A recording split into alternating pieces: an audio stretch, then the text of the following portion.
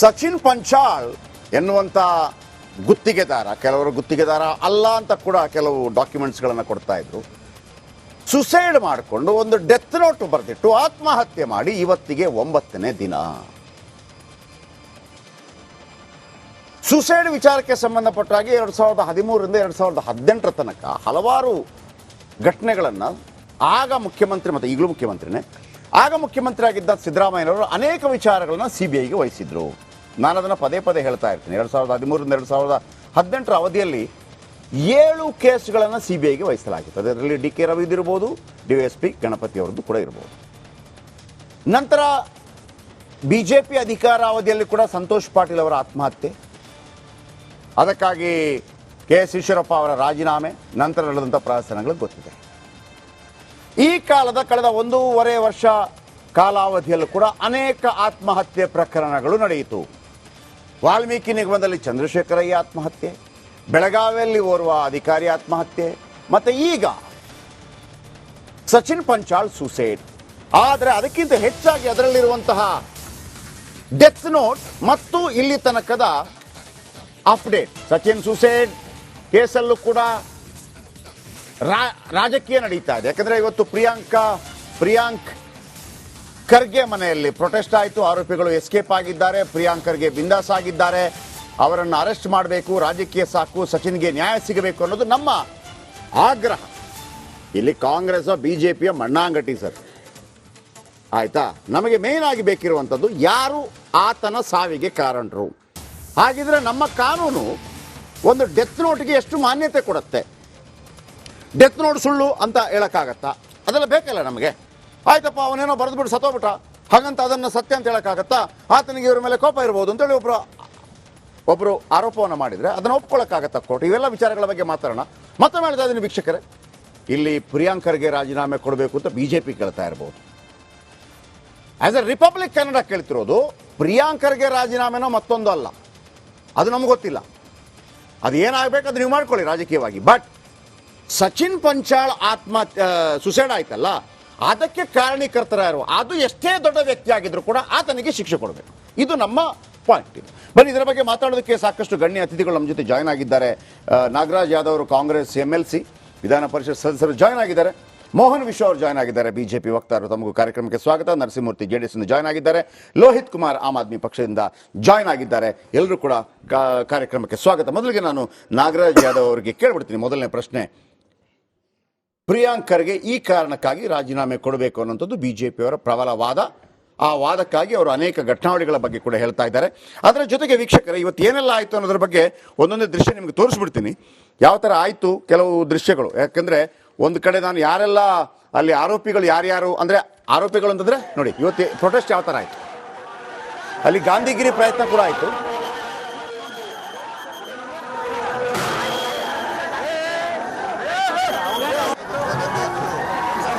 ನೋಡಿ,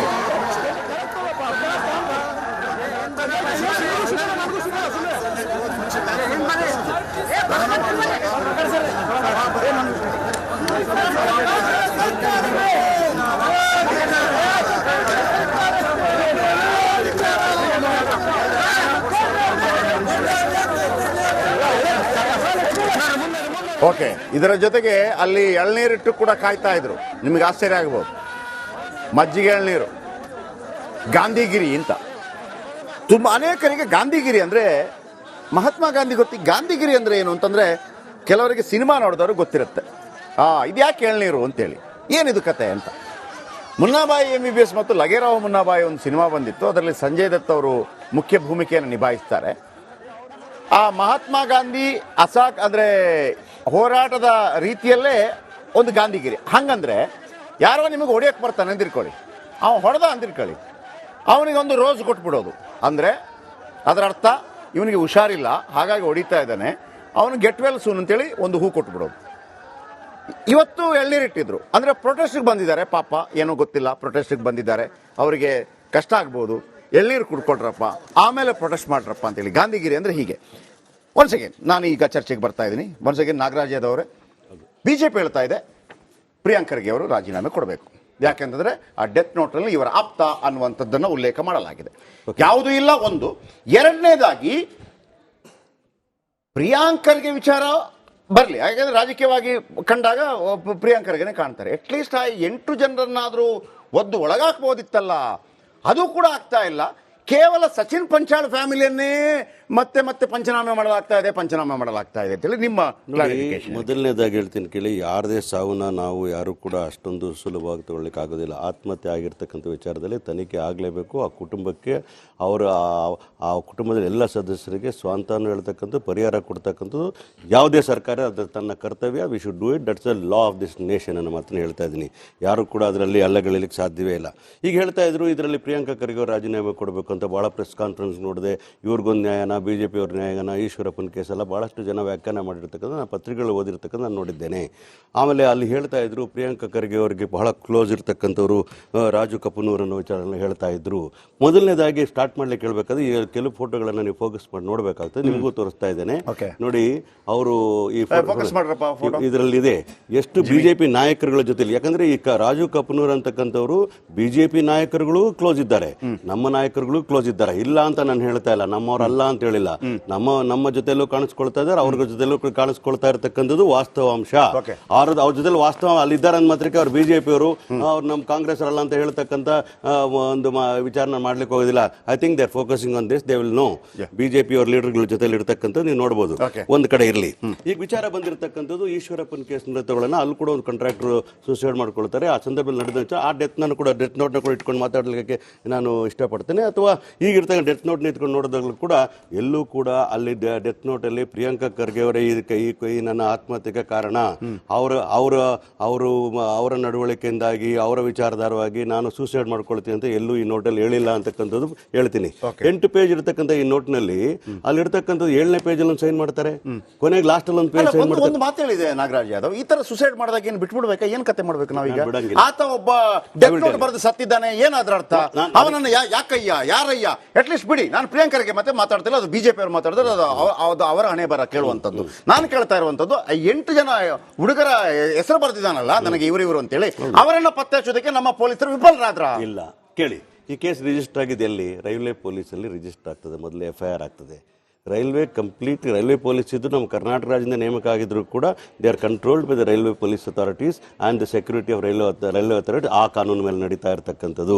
ಅದಕ್ಕಂತ ನಾವು ಕೇಂದ್ರ ಸರ್ಕಾರ ಮಾಡಲಿ ಅಂತ ಹೇಳಿದಾಗ ಮೂರ್ಖತನದ ಮಾತುಗಳನ್ನು ಮಾತಾಡೋದಿಲ್ಲ.